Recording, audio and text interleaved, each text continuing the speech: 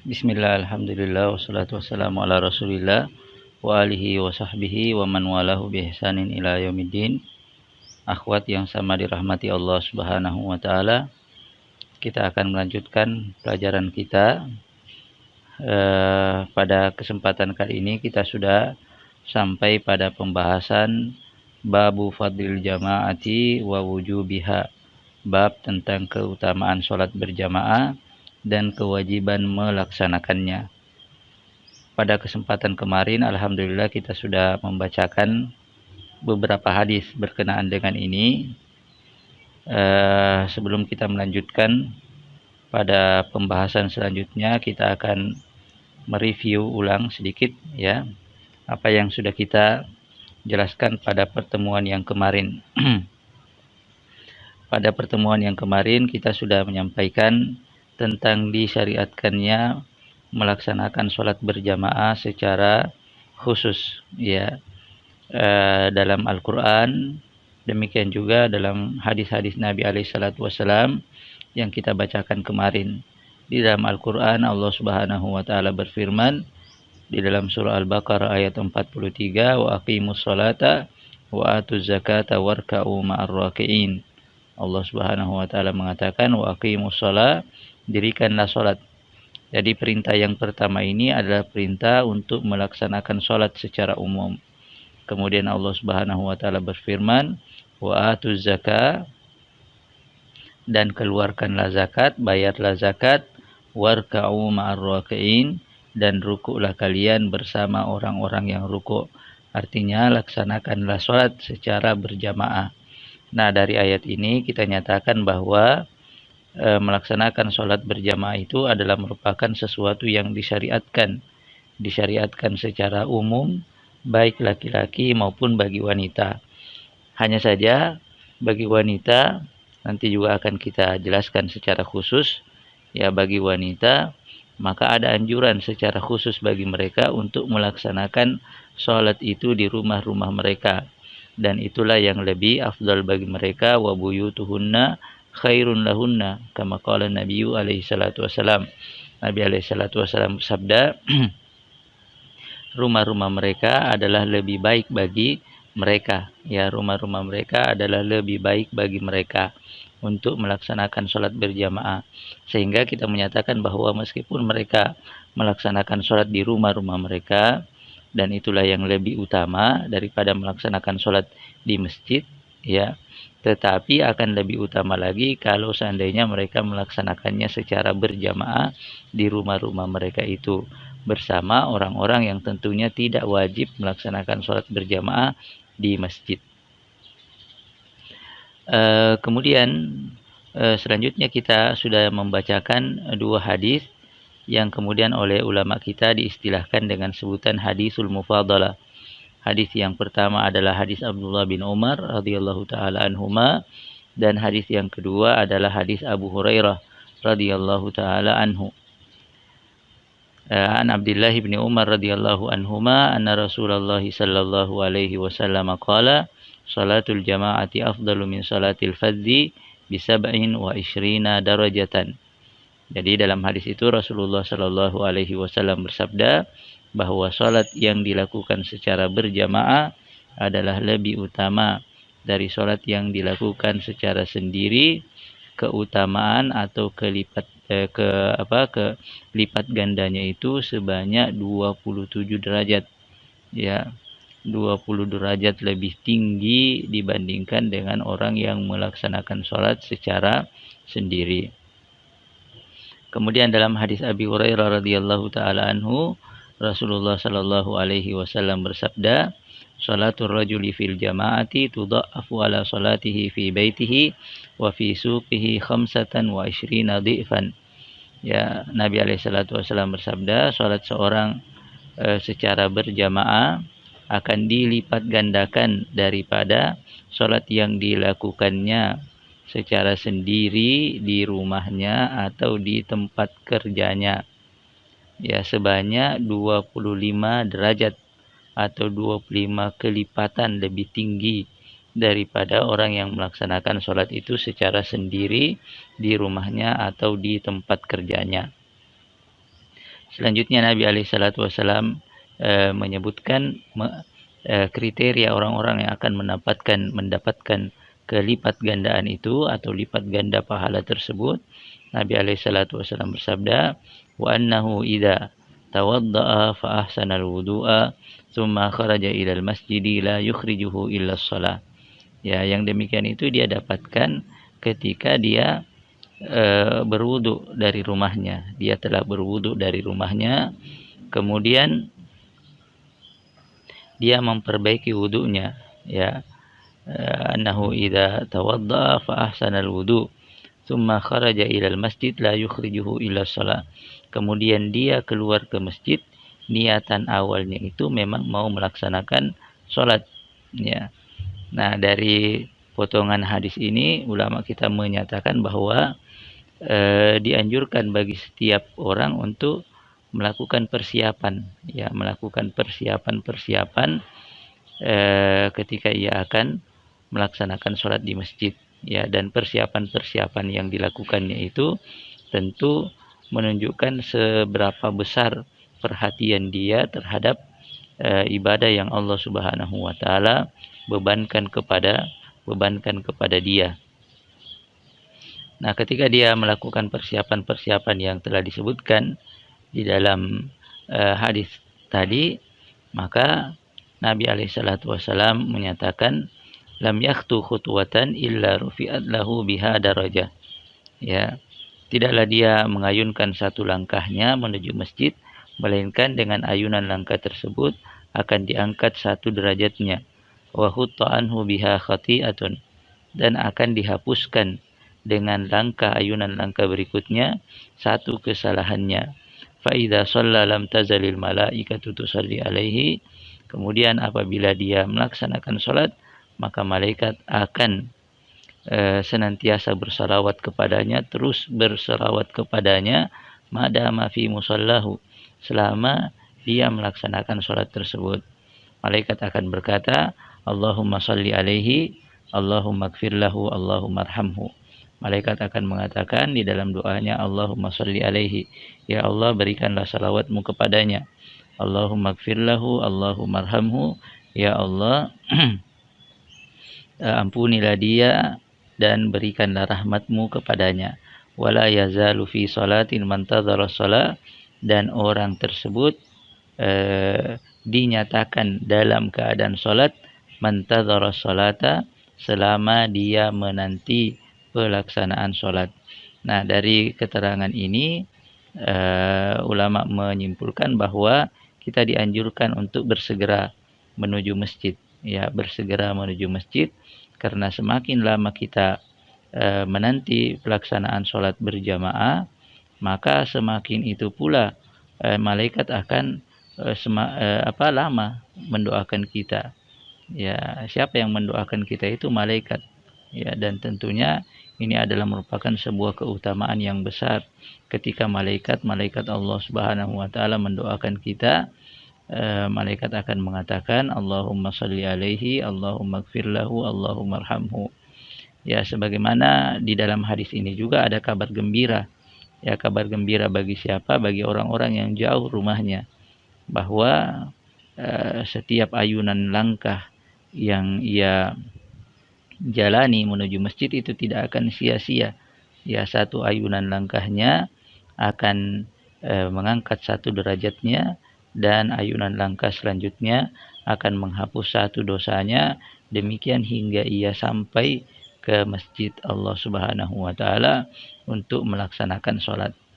Nah, akhwat sekalian, dari dua hadis ini yang sekali lagi diistilahkan oleh ulama kita dengan sebutan hadisul mufadalah, ulama menyimpulkan bahwa hukum melaksanakan sholat berjamaah bagi laki-laki adalah sunnah. Ya. Di samping itu ada juga ulama kita yang menyatakan bahwa hukum melaksanakan sholat berjamaah bagi laki-laki itu adalah wajib. Ya, apa dasarnya? Dasarnya di antara lain adalah hadis Abi Hurairah radhiyallahu taala anhu yang ada di hadapan kita sekarang ini. Ya, an Abi Hurairah radhiyallahu anhu qala, dari Abi Hurairah radhiyallahu taala anhu beliau berkata, qala Rasulullah sallallahu alaihi wasallam, Rasulullah Shallallahu Alaihi Wasallam bersabda, "Asqalus salawati alal munafikin, salatul isya'i wa salatul fajri." Ya, seberat-berat salat bagi orang-orang munafik, nasallallahu assalamu wal afiyah, adalah salat isya dan salat subuh. Ya, salat isya dan salat subuh. Walau ya'lamuna ma fihi ma la atauhuma walau habwan. Nabi alaihissalatu wassalam bersabda, andai saja mereka mengetahui pahala yang telah Allah Subhanahu wa taala siapkan bagi orang-orang yang melaksanakan salat subuh dan salat isya secara berjamaah di masjid, la atauhuma walau habwan. Niscaya mereka akan mendatanginya, menghadirinya meskipun harus merangkak. Ya. Kemudian Nabi alaihissalatu wassalam bersabda setelahnya, walaqad hamamtu an amura bisolati fatuqam. Sungguh saya betul-betul berkeinginan. Ya, hamma itu lebih dari sekedar al-iradah, keinginan. Ya, alham itu adalah keinginan yang sangat. Kata Nabi alaihissalatu wassalam, sungguh saya betul-betul berkeinginan agar salat segera dilaksanakan. Ya, salat jamaah segera dilaksanakan. Summa amura rajulan fayusalli bin nas. Kemudian saya meminta salah seorang dari sahabat untuk mengimami orang-orang. Summa antaliku birijalin ma'ahum huzamun min hatabin ila qaumin la yashhaduna shalah. Kemudian kata beliau, saya akan pergi bersama beberapa orang yang membawa beberapa kayu ikat, yang membawa beberapa ikat kayu bakar, ya, ila qaumin la yashhaduna shalah, menemui atau ke rumah orang-orang yang tidak melaksanakan sholat secara berjamaah. Ya. Fa uharriqu alaihim buyutahum binar, dan aku akan membakar rumah-rumah mereka. Nah, dari hadis ini ya kita lihat bahwa Nabi alaihissalatu wassalam memberikan diksi seperti itu. Beliau betul-betul berkeinginan membakar rumah orang-orang yang sengaja meninggalkan sholat secara berjamaah. Ini adalah ancaman, ya, meskipun beliau tidak melaksanakan ancaman tersebut, karena kalau dilaksanakan maka mafsadatnya akan lebih besar daripada manfaatnya. Ya, di sana ada orang-orang yang di rumah-rumah itu mungkin ada orang-orang yang memang tidak wajib untuk melaksanakan sholat secara berjamaah, anak-anak, ya, demikian juga wanita dan yang semisal dengan mereka. Ya, tentu kalau dibakar rumahnya, betul-betul dibakar rumahnya, tentu akan memberikan mafsadat yang tidak seharusnya ditimpakan kepada mereka-mereka tersebut. Ya, karena itu Nabi alaihissalatu wassalam tidak melaksanakannya. Tetapi meskipun demikian, beliau sudah mengutarakan keinginannya yang sangat kuat untuk memberikan efek jera, ya, untuk memberikan hukuman kepada orang-orang yang meninggalkan pelaksanaan sholat secara berjamaah. Dan pemberian hukum semacam ini tentu tidak akan dinyatakan kepada orang-orang yang meninggalkan sesuatu yang sifatnya sunnah, ya, tetapi tentu baru akan dinyatakan kepada orang-orang yang meninggalkan sesuatu yang sifatnya atau sebuah ibadah yang sifatnya wajib.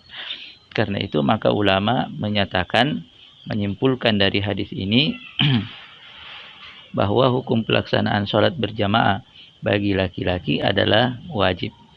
Nah, sebelum kita melihat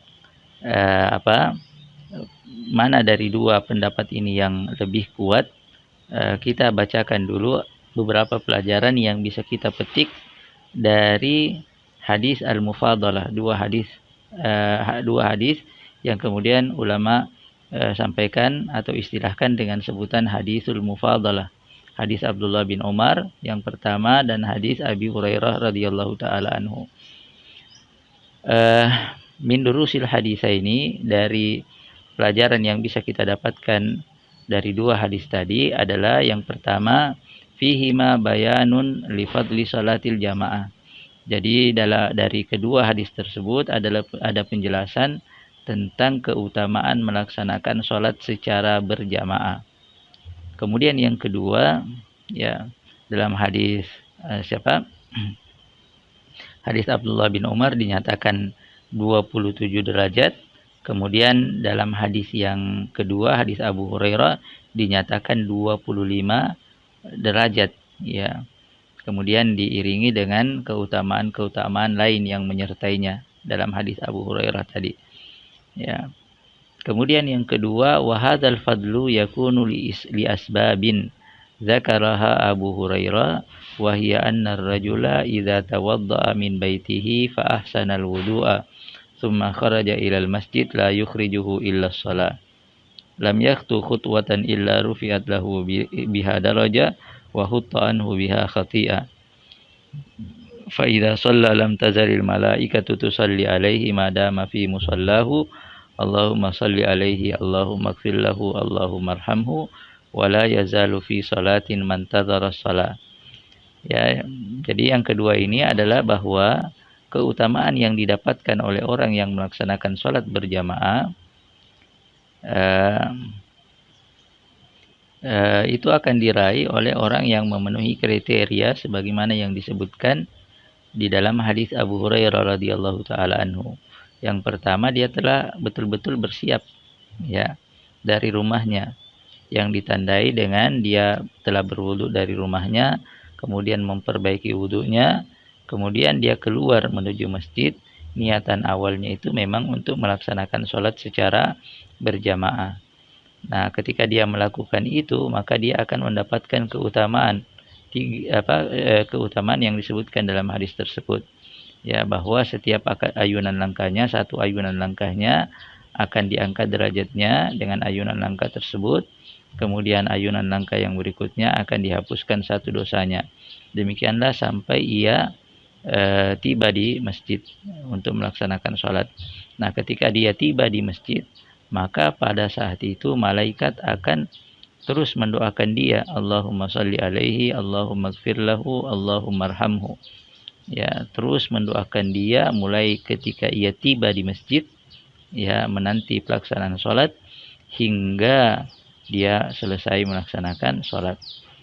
Kemudian yang ketiga, min hadisi Abi Hurairah radhiyallahu anhu na'rifu annal maqsuda bi sholatil jama'ati fi nususil waridati fi bayani masyru'iyyati sholatil jama'ah huwal jama'atu fil masjid la al jama'atu allati tuadda fil baiti ma'az zaujati wal aulad.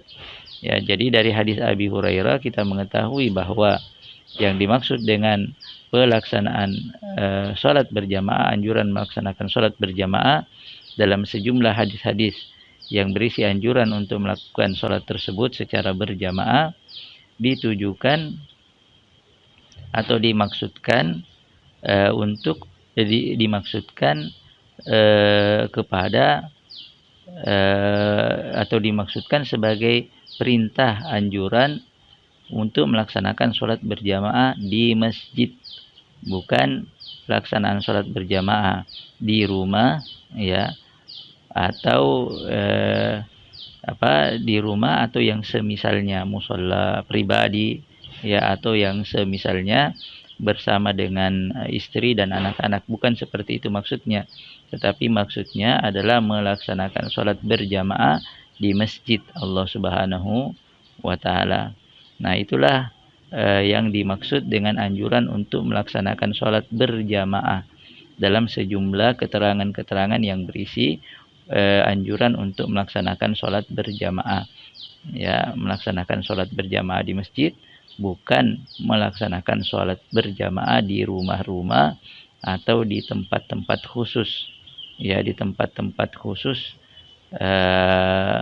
yang ada pada komunitas tertentu, ya, sementara di situ ada masjid dan mereka tidak ada halangan untuk pergi ke masjid, ya, kecuali kalau memang seseorang itu terhalang untuk ke masjid, ya, dan di tempat mereka disiapkan tempat khusus untuk melaksanakan sholat secara berjamaah, maka tentu tidak mengapa bagi mereka untuk melaksanakan sholat berjamaah di tempat tersebut. Ya, sekali lagi dalam kondisi yang tadi telah kita sebutkan, bukan dalam kondisi umum, kondisi biasa, ya, yang seseorang itu ketika itu tidak kondusif atau ada halangan untuk melaksanakannya di masjid bersama dengan jamaah lainnya.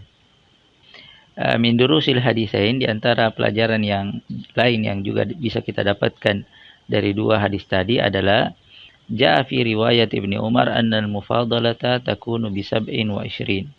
Ya, disebutkan dalam hadis Ibnu Umar bahwa lipat ganda yang mereka dapatkan itu bagi orang-orang yang didapatkan oleh orang-orang yang melaksanakan sholat secara berjamaah itu adalah 27 derajat. Sedangkan disebutkan dalam riwayat Abu Hurairah bahwa lipat ganda itu adalah 25 ya darajah au dhi'fan, 25 kali lipat ya. Fakhtalafal ulama'u fil jam'i bainar riwayatain.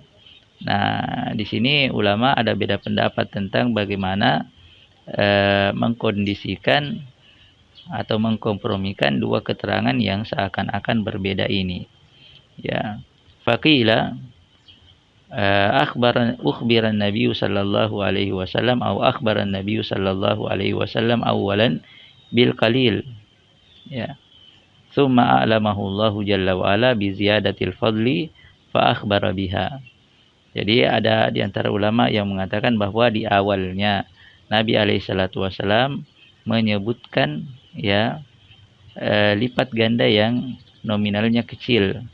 Kemudian setelah itu Allah Subhanahu wa taala memberitahukan kepadanya, mewahyukan kepadanya akan adanya tambahan keutamaan ya bagi orang-orang yang melaksanakan salat secara berjamaah. Jadi di awalnya 25, kemudian ada pemberitahuan tambahan dari Allah Subhanahu wa taala, susulan informasi dari Allah Subhanahu wa taala kepada Rasulnya alaihi salatu wasallam tentang adanya tambahan 27. Maka pada saat itu Nabi alaihi salatu wasallam mengabarkan ya, menginformasikan hal tersebut kepada umatnya. Wa qila as-sab'u wal 20 li salatil jahriyah wal khamsu wal 20 aw wal khamsi wal 20 li as-salati sirriyah. Ya, ada juga yang mengatakan bahwa 27 derajat kali lipat itu ditujukan untuk salat-salat jahriyah, salat-salat yang dibesarkan suaranya. Ya, sedangkan al-khamsu wal 20, 25 itu ditujukan kepada salat-salat yang sirriyah, tidak dibaca, tidak dikeraskan bacaan pada salat-salat tersebut. Demikianlah yang dirojihkan oleh Al-Hafidz Ibnu Hajar rahimahullah. Jadi inilah pendapat yang kedua ya, yang kemudian dirojihkan oleh Al-Hafidz Ibnu Hajar rahimahullah. Jadi sekali lagi beliau mengatakan bahwa yang 27 derajat yang 27 kali lipat itu adalah ditujukan bagi orang-orang yang melaksanakan sholat jahriyah. Ya, mengapa lebih banyak? Karena dalam sholat jahriyah itu adalah ibadah-ibadah yang tidak dilakukan ketika kita melaksanakan sholat secara sirriyah. Contohnya seperti apa? Contohnya seperti membaca Al-Quran ya dengan suara yang jahar, yaitu adalah merupakan ibadah tersendiri yang tidak didapatkan pada sholat sirriyah. Demikian juga mendengarkan tilawah yang dibacakan oleh imam, itu juga adalah merupakan ibadah tersendiri yang tidak didapatkan ketika seseorang melaksanakan sholat itu secara sirriyah. Karena itulah maka dinyatakan bahwa mereka mendapatkan 27 derajat ya kali lipat pahala dibandingkan dengan orang yang melaksanakan sholat secara sendiri. Adapun hadis yang menyebutkan tentang kelipatan 25 itu, maka ini ditujukan bagi orang-orang yang melaksanakan sholat berjamaah secara sirriyah. Wa qila yakhtalifu bi ikhtilafi ahwalil musallina wa ahwalis shalah fayakunu li ba'dihim 25 wa li ba'dihim 27 bihasabi kamalis salati wa muhafazatihi ala hayatiha wa khusyu'iha. Ya.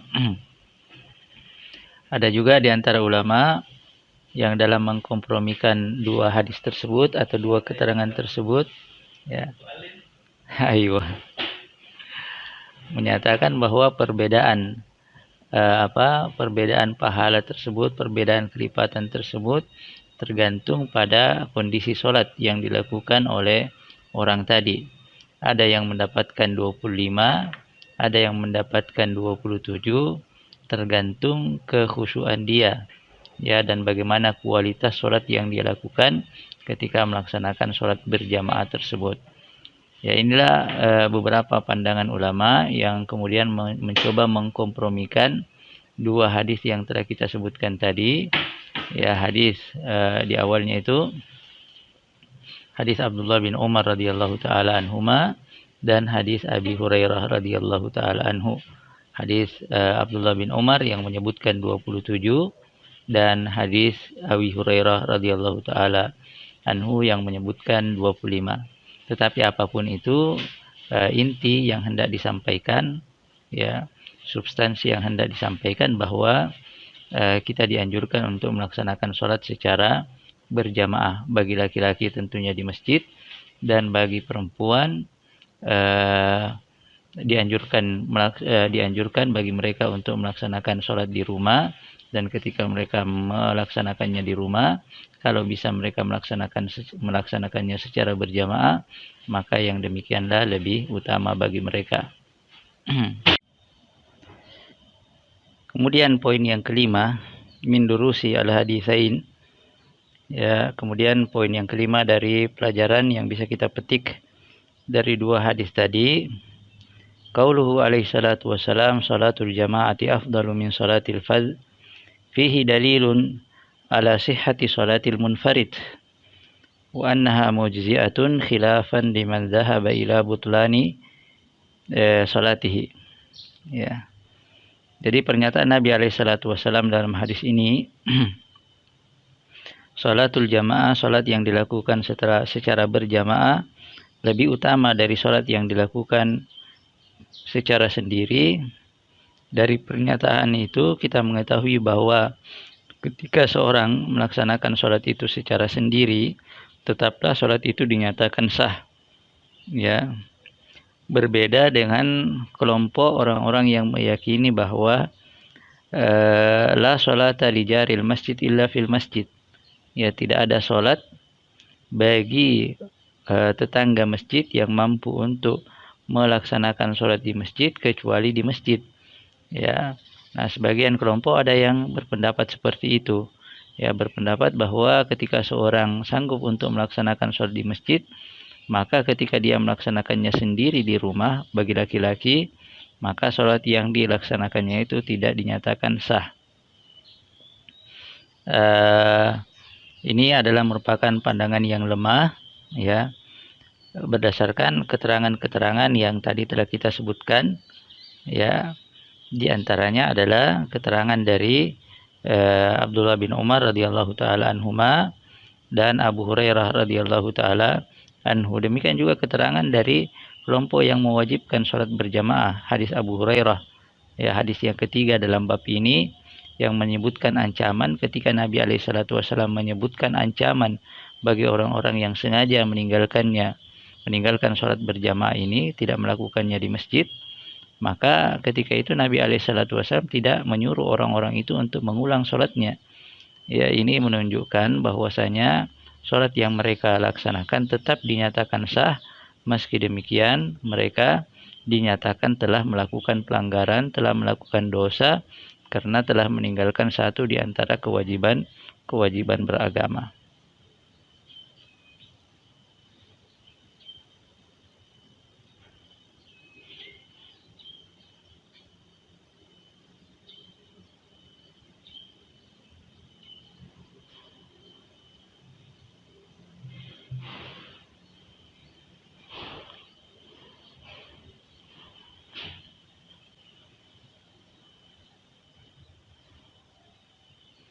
Min durusil hadisain, di antara pelajaran yang juga bisa kita petik dari dua hadis yang tadi telah kita sebutkan, hadis Abdullah bin Umar radhiyallahu taala anhuma dan hadis Abu Hurairah radhiyallahu taala anhu.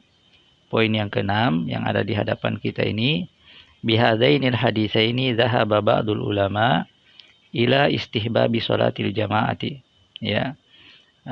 Ini yang sudah kita sampaikan di awal ya, bahwa berdasarkan kedua hadis ini maka sebagian ulama berpandangan bahwa melaksanakan sholat berjamaah di masjid itu hukumnya adalah sunnah, mustahab. Qalu li'anna fiha lafdu afdal, karena disebutkan dalam keterangan tersebut diksi afdal, ya, dinyatakan dalam hadis tersebut anjuran itu dengan sebutan afdal atau dengan menggunakan diksi afdal yang mengisyaratkan bahwa seorang yang meninggalkan sesuatu yang afdal itu tentu tidak dinyatakan berdosa, ya.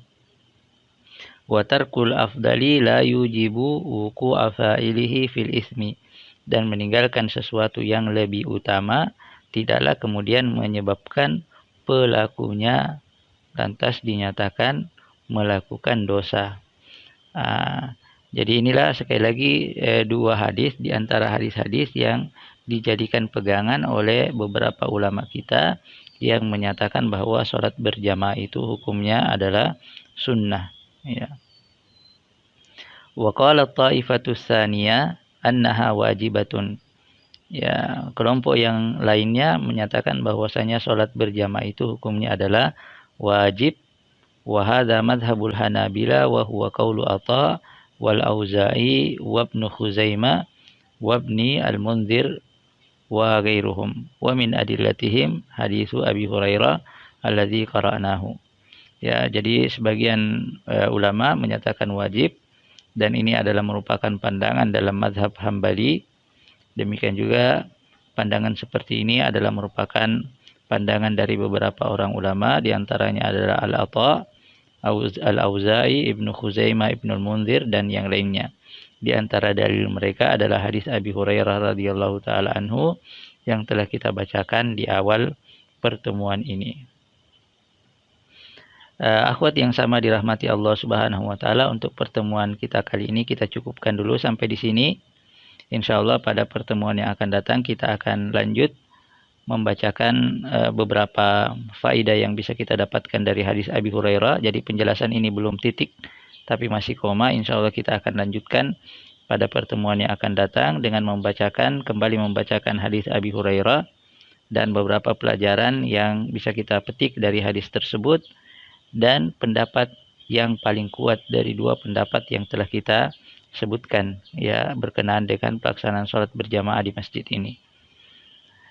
Hadza wa sallallahu ala Muhammadin wa alihi wa sahbihi wa sallam wa akhiru da'wana alhamdulillahi rabbil alamin. Assalamualaikum warahmatullahi wabarakatuh. Dan kalau ada pertanyaan-pertanyaan yang hendak disampaikan, maka silahkan disampaikan melalui chat, ya, melalui chat WhatsApp. Ya, hadza walhamdulillahi rabbil alamin. Assalamualaikum warahmatullahi wabarakatuh.